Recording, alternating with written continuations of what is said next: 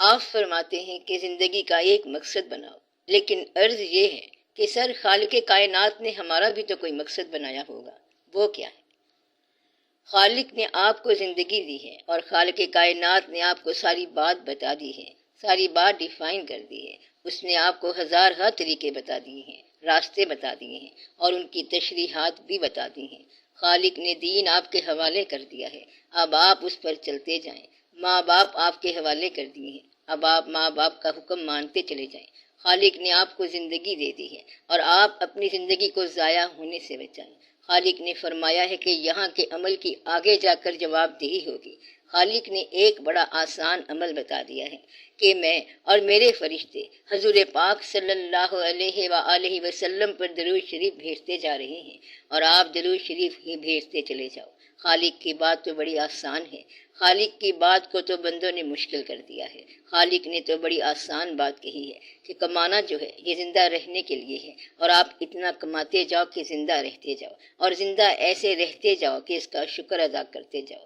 تو آپ کا خالق جو ہے وہ عبادت کے لیے ہے، اور باقی کائنات کا خالق جو ہے وہ صرف تخلیق والا ہے، لیکن آپ کا خالق جو ہے وہ آپ کا معبود بھی ہے۔ مسلمانوں کے لیے تو یہ بڑی آسان بات ہے کہ خالق تو وہ ہے ہی اور ساتھ میں اللہ بھی ہے، تو ہمارا خالق ہمارا معبود بھی ہے، اس لیے ہم اس کی عبادت کرتے ہیں۔ عبادت کیا ہے؟ عبادت وہی ہے کہ انسان کا انسان ہونا عبادت ہے۔ اللہ ثابت ہوتا ہے کہ نہیں ہوتا ہے، آپ اس کو چھوڑ دو، کیونکہ اللہ کا ثبوت صرف عابد ہے، معبود کا ثبوت کون ہے؟ وہ جہاں آپ کی پیشانی جھکتی ہے وہ معبود ہے، اور یہ آخری بات ہے، دیٹس آل، ورنہ تو معبود کا اور کوئی ثبوت نہیں ہے۔ خالق کا ثبوت آپ کا ہونا ہے۔ آپ کا ہونا اگر آپ کے بس میں ہوتا تو آپ کچھ اور ہوتے، آپ کا ہونا اگر والدین کے بس میں ہوتا تو وہ ایگزیکٹلی کچھ اور چاہتے، یعنی لڑکیوں کی جگہ پر لڑکے چاہتے، لڑکوں کی جگہ پر لڑکیاں چاہتے، اور جو صاحب اولاد نہیں وہ صاحب اولاد ہونا چاہتے، اور جن کی زیادہ اولادیں ہیں وہ کہتے کہ اولاد نہ ہو، اور اس طرح پریشانی در پریشانی ہوتی۔ تو جو بھی تخلیق ہے یہ خالق کا احسان ہے۔ یہ ہمارا مزاج ہے کہ ہم زندگی کو اللہ کا احسان کہہ رہے ہیں، مگر نہ کچھ لوگ مہربانیوں کو بھی آزمائش کہتے ہیں۔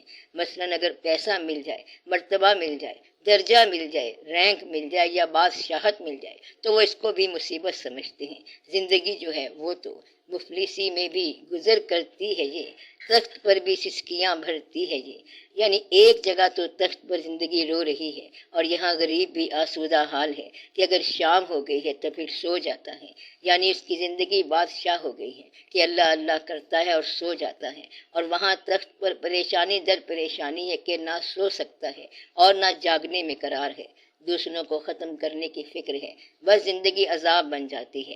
خالق نے کہا ہے کہ زندگی پر اتنا بوجھ نہ ڈالو کہ تیری زندگی تیرے اپنے لیے عذاب بن جائے۔ تو زندگی کا عذاب یہ ہے کہ کسی کو تکلیف پہنچانا، اس طرح آپ کو خود تکلیف پہنچے گی تو آپ تکلیف پہنچانے کی تکلیف سے بچو۔ اگر آپ معاف کر دو گے تو نجات پا جاؤ گے۔ تو جو شخص کسی کو گرفتار کر کے بیٹھا ہے تو وہ خود آپ ہی گرفتار ہوا پڑا ہے۔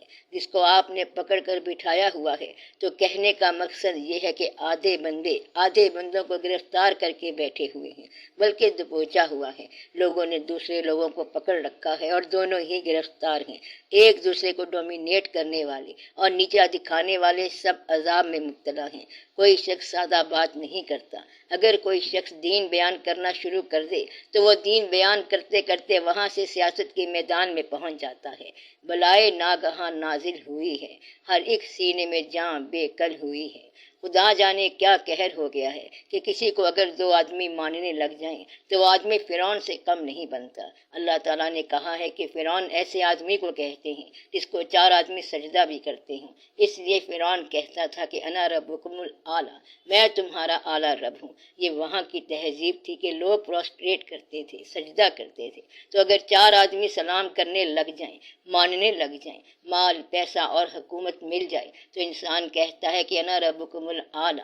انسان خود بڑی طاقت ہے، اور جب اس کو ذرا شعور ملتا ہے تو وہ خدا جیسا ہونا چاہتا ہے، لیکن یہاں اللہ نے کہا ہے کہ تم میرے جیسے بننا تو چاہتے ہو، لیکن نہ تو میری ماں ہے اور نہ باپ ہے اور نہ میری اولاد ہے، اور ہم ہر پیدائش سے پہلے ہیں اور ہر موت کے بعد ہیں، ازل کے ہم خالق ہیں اور ابد کے بھی ہم خالق ہیں، اور ہم وقت سے باہر ہیں، اور وہ اللہ ایک اور ہی کائنات ہے جہاں وقت نہیں ہے، اس لیے آپ لوگ اس سے اکتساب کر سکتے ہیں، فیض لے سکتے ہیں اور دوسرے واقعات کر سکتے ہیں، لیکن یہ یاد رکھنا کہ اس جیسا نہیں کر سکتے۔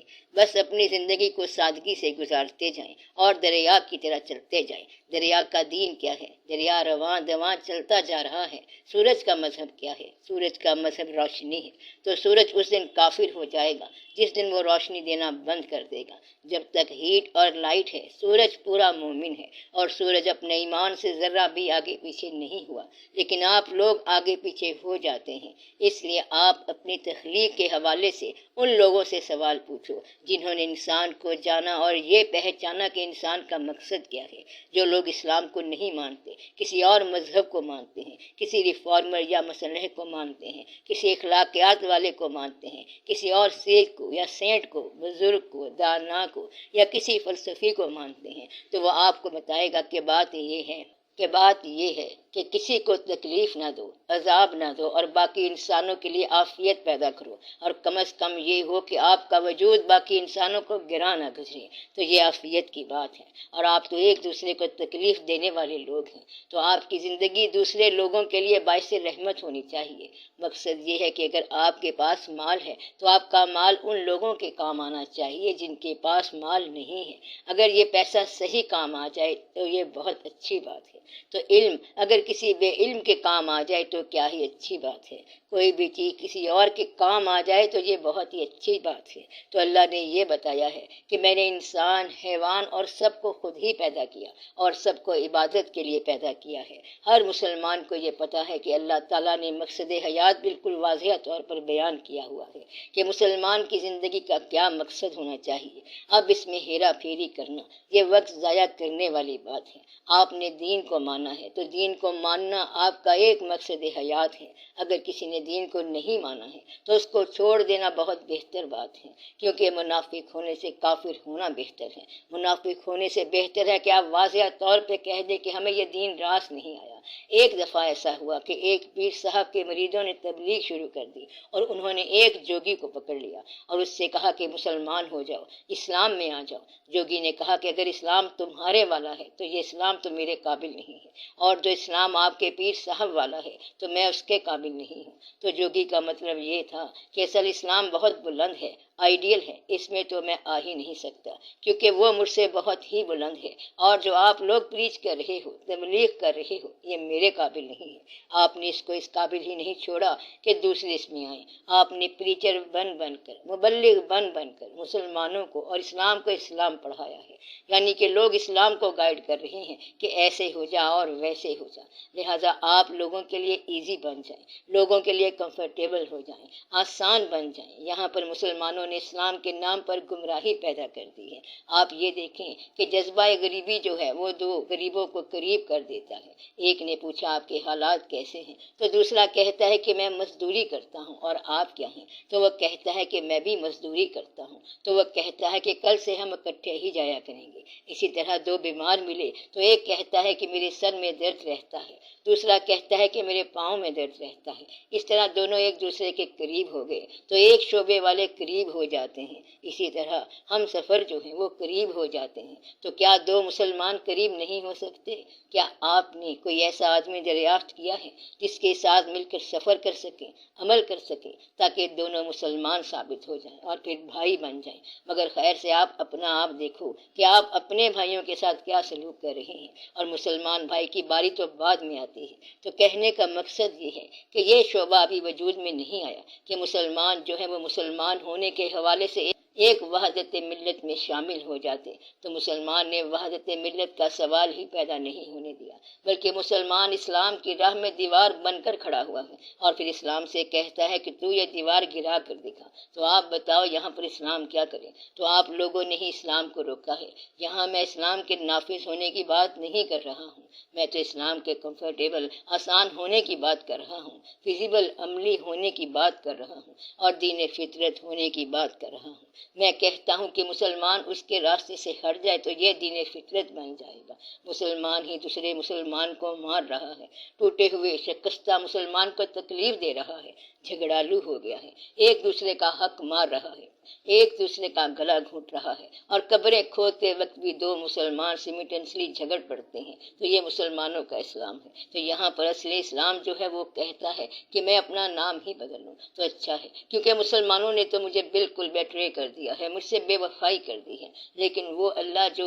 وہ واللہ خیر الماکرین ہے، یعنی وہ باری تعالیٰ ایسی ترکیب نکالے گا کہ وہاں تمہاری سب ترکیبوں پر پانی پھر جائے گا۔ یہ اللہ کے کام ہے کہ وہ مکڑی کے کمزور جالے سے طاقتور ترین دلیل نکال لیتا ہے، اس کے کام ہی اور ہے، وہ تو پھر دریاؤں کی رفتار ہی الٹی کر سکتا ہے۔ تو اصل بات یہ ہے کہ اللہ کی باتیں تو پھر اللہ ہی جانے۔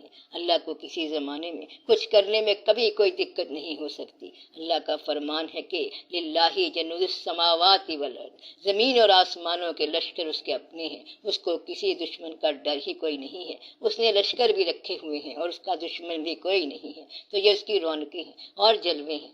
آپ لوگوں کی ان سب باتوں سے اللہ کو کیا فرق پڑتا ہے؟ بہرحال ایک بات ضرور ہے کہ اللہ آپ کو نہیں چھوڑے گا اور آپ کو مسلمان ہی بنا کر چھوڑے گا۔ یا تو آپ لوگ سیدھی طرح سے مسلمان بن جائیں یا پھر مسلمان بننا پڑ جائے گا، کیونکہ مسلمان اس مقام پر ہیں جہاں پر نظر انداز نہیں کیے جا سکتے۔ اب یہ آپ لوگ سوچ لیں کہ کیا کرنا ہے۔ اس لیے اللہ تعالیٰ نے آپ کو آپ کا مقصد بتایا ہے۔ آپ لوگ ذاتی طور پر ایک دوسرے کے حقوق دینا شروع کر دو، بھائی کو بھائی کا حق دے دو، ماں باپ کو ماں باپ کا درجہ دے دو، بیوی کو بیوی کے حقوق ادا کر دو اور پڑوسی کے حقوق ادا کر دو۔